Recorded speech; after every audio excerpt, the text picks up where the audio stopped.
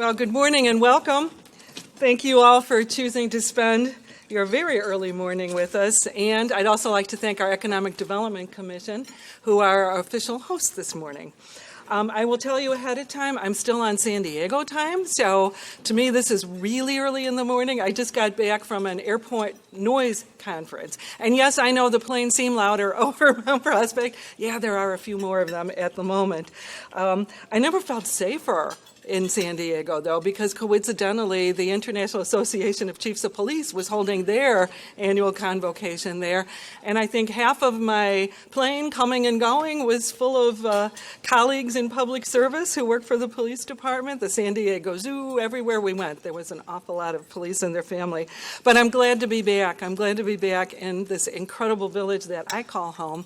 And I'm glad you're with us this morning to hear what we think is some really incredibly good news. So as Mike explained, I will be presenting our State of the Village annual report. This is really the first time we're doing this. So we do have, okay, I think I'm going to have to just hold this up. These new mics, they got to go right in front of your mouth. So my pleasure is even greater to be with you this morning because of the consistently positive news that we have regarding our financial health and economic outlook in the village. So before we bestow our second annual entrepreneurial awards to three worthy businesses in the village, I do want to share my thoughts with you on our financial health and our efforts to aggressively pursue economic development opportunities, and how we've made great strides in forging partnerships with our business community and all of our units of local government. To me, it's so important that we have so many of our fellow units of local government here. We're all in this together. Our financial health depends more than just on filling street fronts. It depends a lot on fiscally responsible behavior. And I think I have, again, great news to share with you. So where do we start with doing something like this? Well, as 2015 concluded, the village finished strong by completing a strategic plan implementation guide. And I believe there are copies around on some of the tables.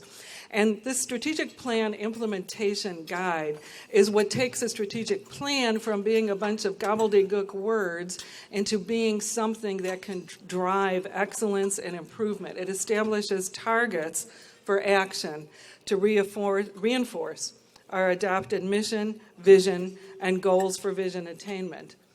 So this business approach to prioritizing our policy and management objectives has created a laser focus and an advanced pace to complete multiple initiatives supporting economic development, financial stewardship, and exceptional customer service.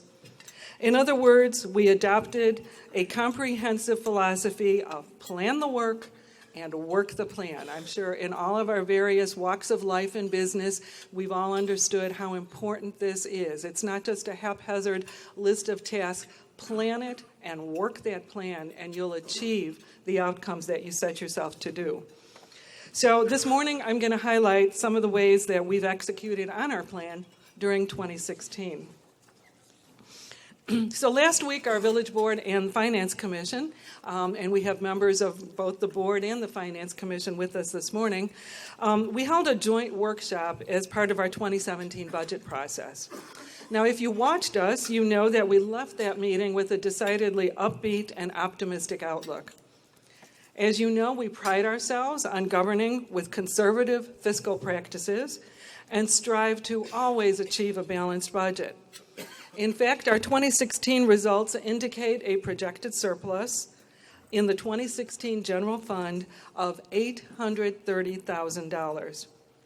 This surplus generally is helpful to ensure an adequate level of general fund reserves. Over the past 5 years, we've seen the general fund reserves grow at an average rate of $1.4 million a year. Now, some growth is necessary if we're to meet the target reserve percentage and if general fund expenses are growing. So reserves are expressed as usually a percentage target, and if your denominator is growing, your numerator has to grow. So a growth in general fund reserves is important just to keep pace. If you've got 25% target, and if your expenditures are going up because of wage and salary escalation or general inflation, et cetera, then your numerator has to go up as well. So general fund growth is good. In our case, and we do strive to achieve a reserve target of somewhere between 20 and 30%. In our case this year, our business has been so well in the village that we actually are projected to exceed 35% as our target level, or as our level of reserves. Now, why do we want to be a little bit above our range of 30%? Well, it's very prudent given the current federal and state uncertainties, and will allow us to weather future economic strains, or if the state of Illinois claws back any of our municipal revenues. As you know, we have a number of municipal revenue streams that flow through the state of Illinois, and in their cash management strategies, they've diverted some of that temporarily or permanently, and these reserves are important to allow us to pay our bills if the cash flow that comes through the state is constrained in some fashion. This level of reserves is also very important, and the next sentence is going to be something that we're all going to be happy to hear, but this level of reserves will give us greater flexibility on our proposed tax levy. And I'll get into that a little while later. But we've shown an ability to use our reserves to mitigate or temper any increases in the tax levy, and we are proposing to do that this year.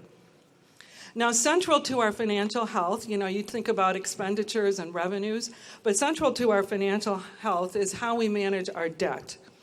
At year end, the combination of our general obligation and other debt is projected to be $35.8 million.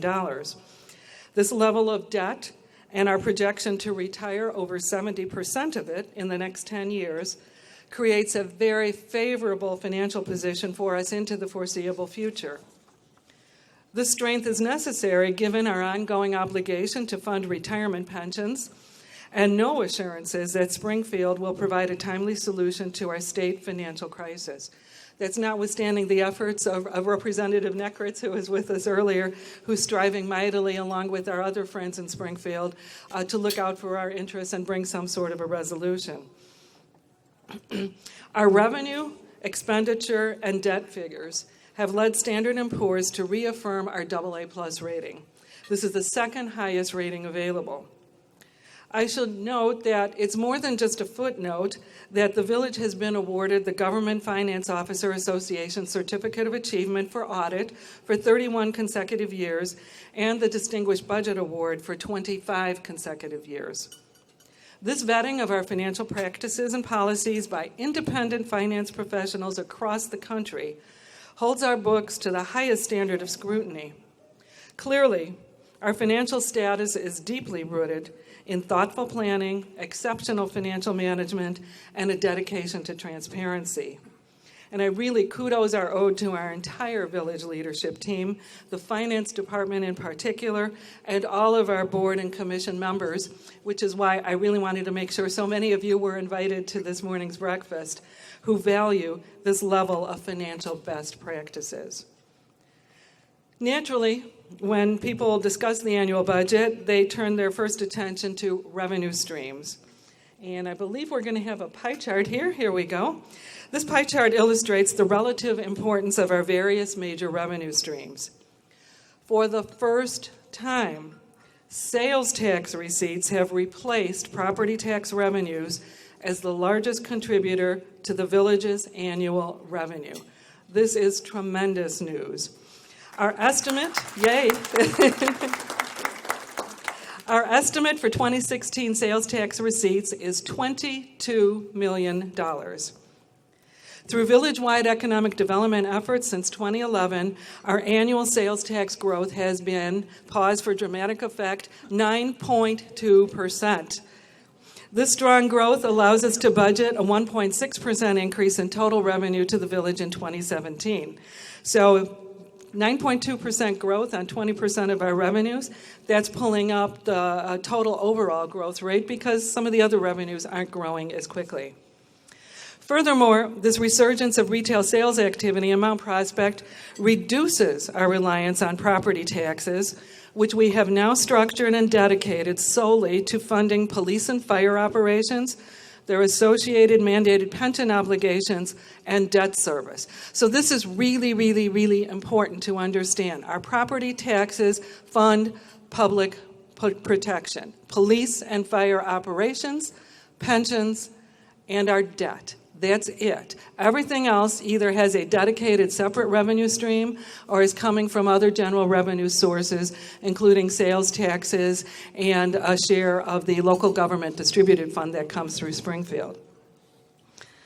This reduced pressure on property taxes for village purposes should be good news to our school and park districts that have an almost 100% reliance on their property tax levies, and perhaps give them a little more headroom with which to work with their taxpayers. Now, we know that this concern is coming up in our TIF discussions, particularly with District 57. You'll see that with these increased sales tax revenues, less pressure on our property taxes, there's a concern that somehow we'll reach the tipping point with our taxpayers if the village pressure on property taxes hinders the ability of 57 to adequately levy taxes to fund their public purposes. We're doing what we can to reduce that pressure on the village tax levy so that potentially there could be more headroom, and certainly we would not be a reason for any of their efforts to fail. So let's get down to specifics. These kind of great general pie charts are terrific, but what is specifically driving the village's retail revenue growth? Well, among the key drivers are Randhurst Village, and Dale, thank you for being here on behalf of DLC Management, and the Kensington Business Center. So just a refresher, to facilitate the transformation of Randhurst Village, we agreed to a revenue sharing agreement. In 2015, the shopping and entertainment complex generated over $283 million in total sales, up 2% from the previous year. Randhurst is going gangbusters despite the empty storefronts you may see along Main Street. Randhurst in its totality is doing amazing. I think what we've learned is most of our retailers prefer those outlet locations, especially our restaurant locations, and that is what is really driving the growth, but not without tremendous effort on the interior Main Street, and I'm looking forward to additional occupants there in the next year or two. So this $283 million in sales is up 2% from the previous year at Randhurst. And the sharing agreement we have with Randhurst has served the village and its taxpayers well.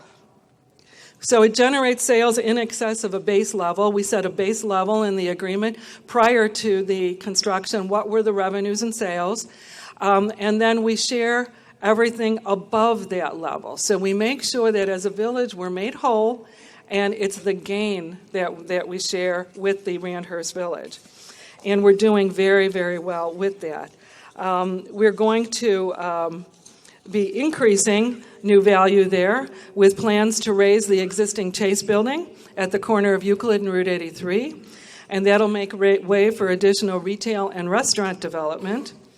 And similarly, the Kensington Business Center has experienced substantial growth this year, bringing vacancy rates in the center down to single digits. The new Mount Prospect Ice Arena demonstrated the village's ability to work with a developer quickly. It was 5 months from start to finish? Just an amazing effort.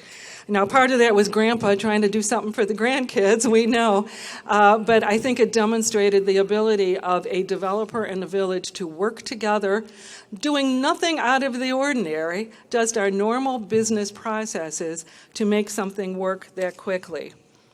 Within months of opening, the Ice Arena has commitments already booked through 2020. This is amazing.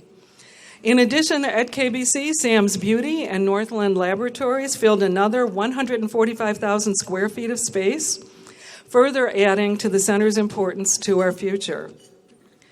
Overall industrial vacancy across our entire municipal footprint now stands at just over 3.7%.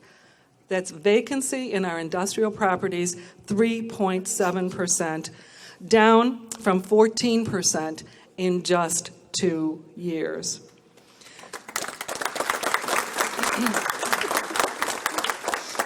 So I read in the paper yesterday, I read the papers even when I'm out of town, that Elk Grove Village also is experiencing a very low vacancy rate.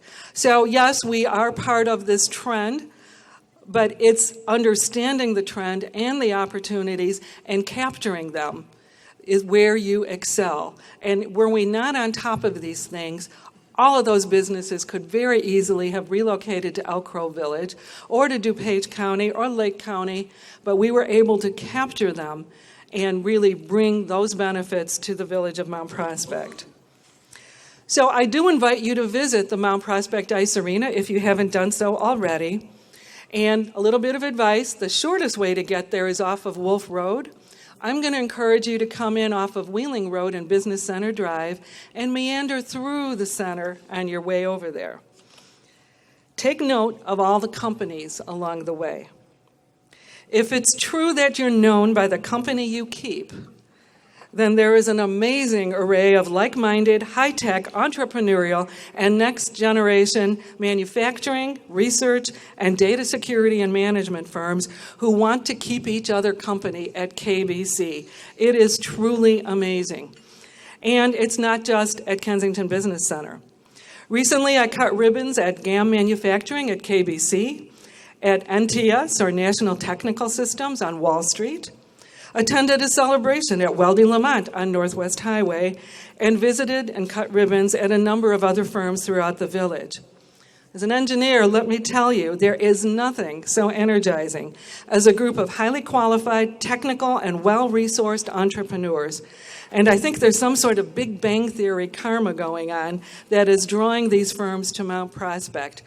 Littlefuse Technology Research Center. There are so many companies that you could start naming where Mount Prospect has become an important part of the new generation of manufacturing, technology, and research. What I love about this is it moves right into the continuum, and I'm going to diverge a little from the script here, but this is so great. Our middle school robotics teams, going on to our high schools. Wheeling has one of the only nanotechnology labs in the entire country. Prospect is talking about readiness for the workforce. If you can't see it, you can't dream it. Then you move on to Harper and Oakton Community College and their advanced manufacturing. And then to see the jobs that you can achieve with this technical continuum is just amazing. And it's not that we push everybody into a technical career track, but when I went to the nanotechnology ribbon cutting at Wheeling, they are incorporating the scientific inquiry method in their liberal arts classes, in their philosophy classes, English, everywhere, because it's the way you approach a problem and attack it. Whether you're going to go to beauty school, art school, become an English teacher, or become an engineer or a technician of some sort, this is so critical. And Mount Prospect, we are taking advantage of this and really doing just, I think, a tremendous job from cradle, all the way up through your career. So I love it. I love it. I get very, very excited. And of course, our job as the Village of Mount Prospect is to make sure that all of the companies that choose to locate here are the companies that we keep. So several moments ago, I mentioned that sales tax revenue now exceeds our property tax revenue, a point that bears repeating. Our current budget discussion is based on a 2016 property tax levy increase payable in 2017, limited to just 2.27%. Now, you may recall that the levy payable this year in 2016 included a 1% adder to build a reserve fund to fund the additional firefighters hired as a result of our SAFER grant. We believe that our non-property tax revenue growth is sufficient to eliminate this adder going forward. Excluding this 1% adder, our 3-year average property tax levy increase is projected to be 2.34%. Again, for the average property tax bill in Mount Prospect, only 12.4% of the total tax bill is attributable to the village. Now, I've made much about the increase in retail sales tax revenue, but we must guard against complacently relying on any single fiscal tool or assumption. Proactive steps can be taken in other ways to make significant contributions to the bottom line. So, for example, by refunding our 2006 library bonds, and the library is a separate taxing body, but their bonding goes through the village, and refunding our 2009 village bonds, we anticipate an annual savings to village taxpayers of $265,000 annually over the remaining life of the bonds. Remember, debt service is covered by property taxes, so taking advantage of these refunding opportunity flows directly to reduce the pressure on increasing property taxes. Additionally, while we continue to maintain our physical assets and address infrastructure needs, we do so through a 5-year community investment program, currently tracking our expenditures through 2021, which currently budgets for a decrease in capital expenditures of 34.2% in 2017, as we're completing several major capital projects. Probably the most visible was the Isabella Sewer Project, which took up a lot more than Isabella Street in terms of its capital effect. Now, one of the key limitations that municipalities face is the inability to grow geographically. Communities like Mount Prospect, which were founded 100 years ago, have for the most part become boundary constrained. Fortunately, Mount Prospect has an opportunity to grow through annexation of unincorporated areas. Mount Prospect has initiated a thoughtful annexation plan which should significantly enhance our equalized assessed valuation, thereby reducing the tax burden on existing village property owners. With the recent annexation of over 100 acres and targeted annexations of a portion of the United Airlines property and several other key parcels, we will see an increase in equalized assessed valuation of over $50 million, increasing our overall EAV by 3.5%. By either developing vacant parcels in these newly annexed areas or by recognizing increased sales and property taxes from these businesses, we'll add to our overall economic base.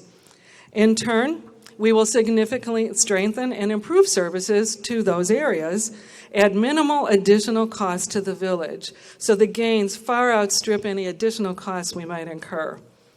Annexation into the village results in a more complete and efficient operations for our key service providers, including our police and fire, who no longer have to work around these geographic holes, and is that county or is it village, and who gets called in, who's the first responder. We close those gaps, and as you know, the Civic Committee of the Commercial Club has recently recommended that the county's initiative to get rid of all these unincorporated areas is right on target and should be aggressively pursued. So I'm glad that we're able to be on the forefront of that effort to our benefit. Again, this provides an important benefit to our school districts, because to the extent the village tax rate is decreased, so we take our levy and spread it out over more EAV, there's headroom available for the schools. So turning more specifically to the future, there's been satisfactory progress in several areas of the village. Satisfactory is kind of a milquetoast qualifier. We'd love it to be incredible progress, but you know we're working with developers and financiers and licensing bodies outside the village, et cetera, et cetera. So some things tend to move a little slower than we'd like, but we know that we're making progress along the Rand Road corridor, the Golf Plaza 2 redevelopment, and significantly our downtown. Rand Road is being buoyed by key names such as McDonald's, Starbucks, and Menards, along with new entries such as Potbelly's and Andy's Frozen Custard. We anticipate these projects and the redevelopment of the Mitchell-Buick site to continue into 2017. The south end of town will require that we redouble our efforts to develop the vacant Hobby Lobby site, and we hope to strengthen that immediate area around there through some of our annexation activity. So if there's any area that is probably most in need of attention and some sort of spark to get things moving, it is down there. We recognize that, and we welcome those of you in the development community to come up with ideas and real prospects for Hobby Lobby and that whole general area. Now, if we look downtown, we know that we've got a vibrant range of new merchants downtown, including Bar 145, Trezero's, and our newest member, Mathnasium. Nearby, the demolition and environmental cleanup at Central and Main was a major step in our efforts to complete the foreclosure process and begin redevelopment activities. We have an RFP out, and I believe the due date is tomorrow. So it'll be very, very interesting to see what the developers propose for the old Doretti site. For want of a better name, it's the old Doretti site, but Central and Main. Within our proposed TIF, there are 6 key development opportunities, including Central and Main, the Bussey Triangle property, the Parenti and Raffaelli block, 105 South Main, better known as the old Sakura site, the southwest corner of Main and Evergreen. Yes, that is finally coming up with prospects for redevelopment there at Main and Evergreen, and the Chase Bank building. Additional projects in the proposed district could include facade improvements, infrastructure improvements, expanded pedestrian and bike accessibility, and streetscape enhancements, all of which contribute to a sense of place and attract people to the neighborhood. Since the current TIF district was established in 1985, so for some of the newcomers in the village, all this talk about TIF, they think it's something new. Actually, we've been doing this for more than 30 years. So since the current TIF district was established in 1985, redeveloped properties have increased EAV by, another dramatic pause, 620%, compared to the overall general increase in village EAV of 2.6%. This new value of $18.6 million annually will be recognized as new revenue growth in 2017 to School District 57 and 214, the library, and the Park District. So action that the village took this past Tuesday to dissolve the existing TIF, release that value, its new growth to these school districts, a big deal in their funding formula. So again, I think it demonstrates that we've been a judicious steward in the administration of our downtown TIF, and this value creation demonstrates how tax increment financing can be a vital economic development too. I personally have made it a priority to strengthen our relationships with key business stakeholder groups during my tenure as mayor. Working closely with our dynamic Chamber of Commerce, the Downtown Merchants Association, and the Economic Development Commission, we're identifying new ways we can support rather than hinder our businesses. We're looking for process improvements that can make our processes easier for you as businesses, that can bring the desired results from a village standpoint, and that can be done more efficiently from a taxpayer standpoint. We value these positive relationships that we forge with each of you in these key business groups, and I do remain bullish on our future innovations in public-private partnerships. Our top 3 employers in Mount Prospect provide nearly 2,500 office, industrial, and professional job opportunities. Top 3 employers, 2,500 jobs. These positions are in stable industries such as healthcare, manufacturing, and the financial sector. The village itself is the 4th largest employer with 299 full-time employees, 25 part-time, and up to 50 seasonal hires.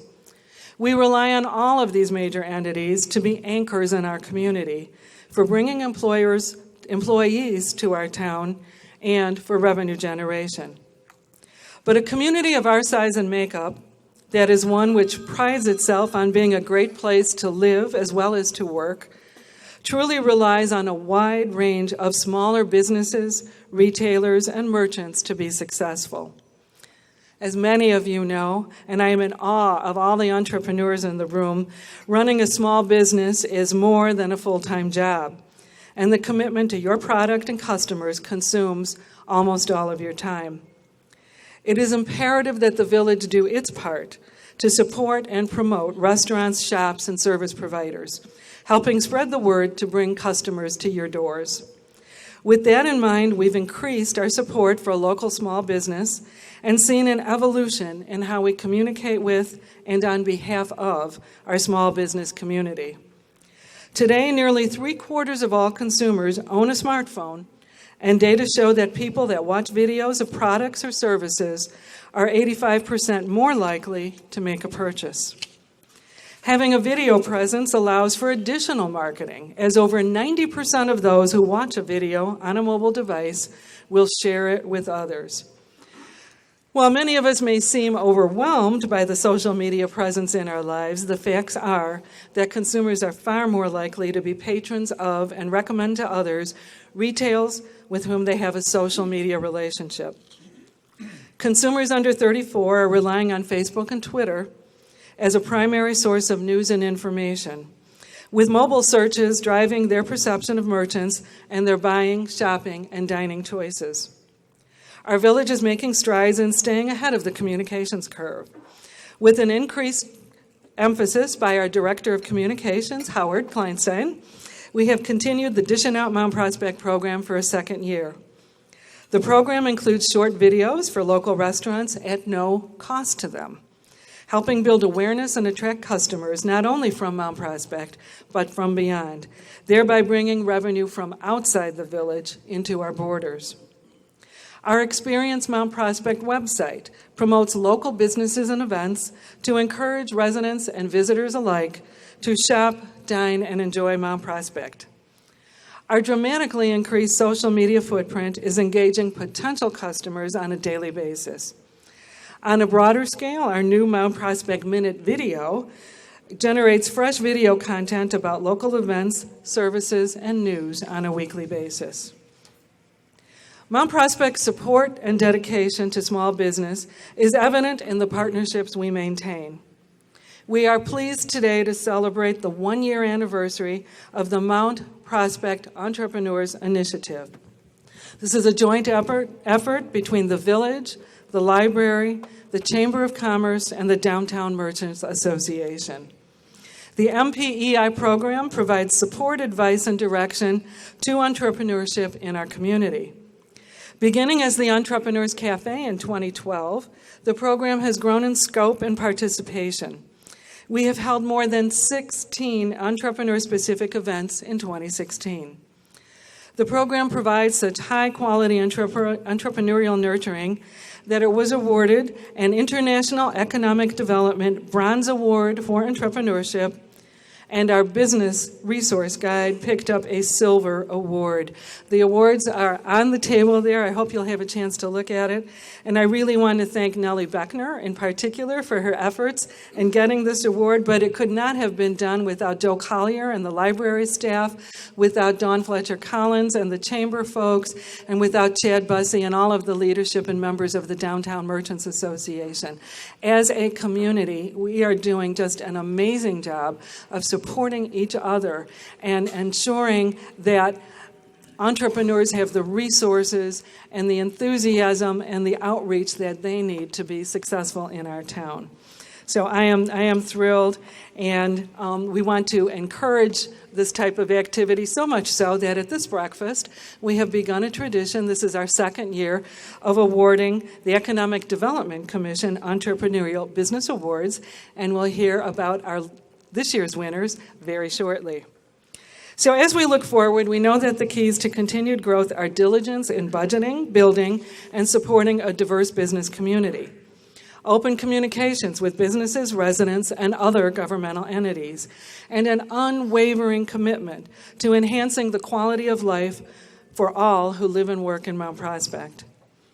While there is political uncertainty and a lack of stability in Washington and Springfield, we are confident in the work of our local elected officials and professional management staff in Mount Prospect. And when I say local elected officials, I'm just talking about our village board. We've got our school district, our library district. We have boards that are working towards the same common goal with the same amount of dedication and energy. So for us as a village, our largest financial obligation remains the funding of 3 municipal pension funds, But because of strong relationships with our police and fire unions and disciplined financial practices, we are ahead of pace to meeting our funding obligations for all of our pension requirements. Our annexation and development efforts in the key commercial pockets described earlier are trending very strongly in the right direction, and the village continues to have a strong voice on a regional basis, giving us the opportunity to help shape policy that affects our growth and stability. We are rightfully proud of our accomplishments to date and firmly committed to enhancing the opportunities for major corporations and budding entrepreneurs alike to thrive in Mount Prospect. Doing so provides our residents with employment opportunities, tax benefits, and the ability to live, work, and play in a thriving hometown. And now, on top of all of that good news, I have the distinct pleasure of turning the podium over to our Economic Development Chair, Skip Robertson, who has some very important recognition to share. Thank you.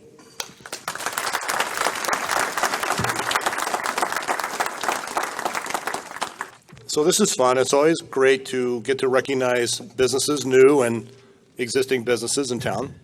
And first, I'd like to thank Bill Cooney and the community development staff for putting not only this breakfast together, but they put all these awards together. And they solicit and they accumulate all the nominations from everyone. And guys like Tom Zander and other of you in the community who submit multiple nominations, that's great, because it's the only way, that's one thing we get to pick from. And it's a hard job, because you have all these very worthy businesses that get nominated, and then we got to go through these three categories and try to decide on them. But this year, here's who we have. For the Budding Business Award, we'd like to recognize the Wild Bird Shack. This is Elise Berman Cohen and Paula Levy. And this is at 854 East Northwest Highway. It opened in 2015. It's a retail shop. They strive to create awareness of birding conservation, offer a line of very high quality, environmentally friendly seeds and birding products. And they provide education for customers on the healing effects of bird watching and doing this. It's a great business. They know what they're doing. They partner and participate with local clubs and organizations. It goes well beyond the typical retail store. They host events and outings, welcoming businesses and residents into their store and to the world of birding and bird watching. So we'd like to thank them. If you come up, please.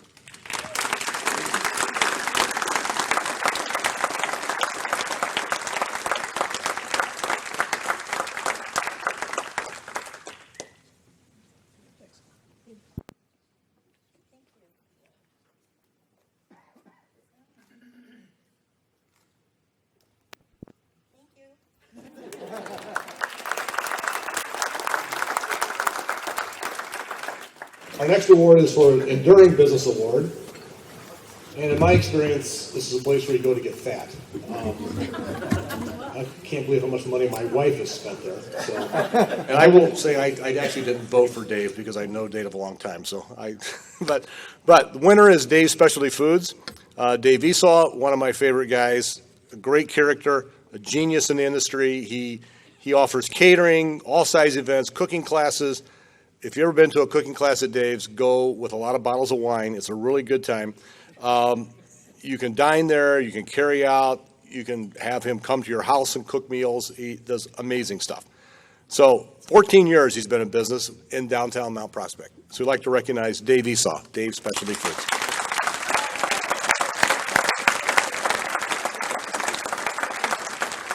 From your wife, she wants you to give them the money back. Thank you very much. Thank you. So go there soon. Have something to eat.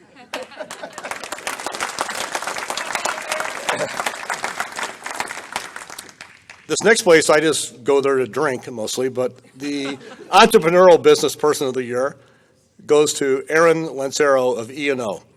And E&O is probably one of the more interesting and exciting restaurants in the village, and I do go there frequently. It's part of a larger group that has restaurants in the city, but they came to Randhurst Village when we really were looking for something like this to kind of get a new experience. I'll call it an urban experience in the suburbs. E&O has received all kinds of new awards for Chicago Magazine's Best New Restaurants in 2014. They first opened. Memorable Dining Experience by the Daily Herald. 150 dishes you have to try by the Chicago Tribune. They've been written up in all the major magazines in the area.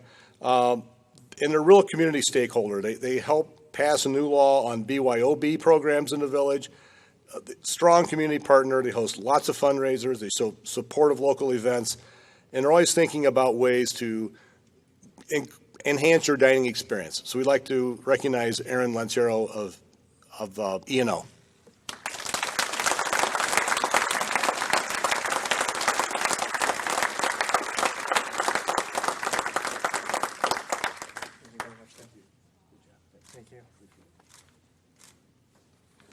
So that's all I have. I guess that's it. Thanks for the food. It was great. There is no truth to the rumor that next year's breakfast will be at Andy's Frozen Custard. So hopefully we'll see you. But thanks a lot for coming. Have a good day, everybody.